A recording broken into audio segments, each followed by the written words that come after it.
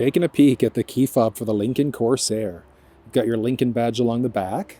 Front side of the fob has the unlock button, lock button, remote start, trunk release, horn or panic alarm, and then there's also a release for the emergency access key.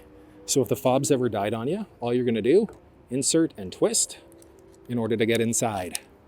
And utilizing the features of the fob to remote start, make sure you're locked first, push that circle button twice, and you can see there, we are remote started. It's nice and quiet because this is the Grand Touring model. Canceling the remote start is done just by pushing that circle button there again once. And remote start's turned off. You've also got the option of utilizing the key fob in order to open up the trunk. So you can double push there to do it. But some models of the Corsair also have a foot activated liftgate. So you just swipe and back, up it goes, which is amazing. You can also push there to close. You can use the key fob to close as well. It's just a feature that I love. Then there's a neat key fob trick that you can do too. So what you're going to do, double push the unlock button and then hold on the second push. So you're going to go 1, 2 and hold. Watch this. You can press the lock button in order to pause it part way, or double push again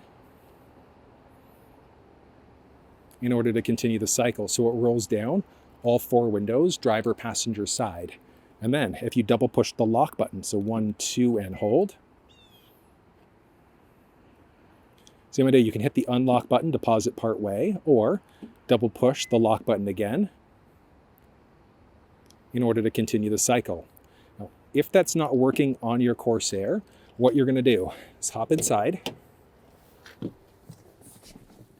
start up, and while that's starting up, if you want to walk through on the technology, like using the steering wheel buttons, the cluster screen, or the infotainment, check down in the description of this video.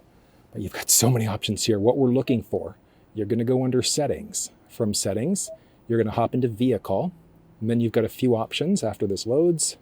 We can jump down into remote start setup. So you can remote start through the fob or through your phone. If you want to walk through on your phone, check down in the description of this video. But you can turn remote start off completely. Do you want it controlling the climate, seats, and things like that? And then you've also got your windows. So you can have remote open and remote close. So you want to make sure that those are both enabled to be able to use all of the key fob tricks that I just showed you. But that's how you use the key fob inside of the Lincoln Corsair.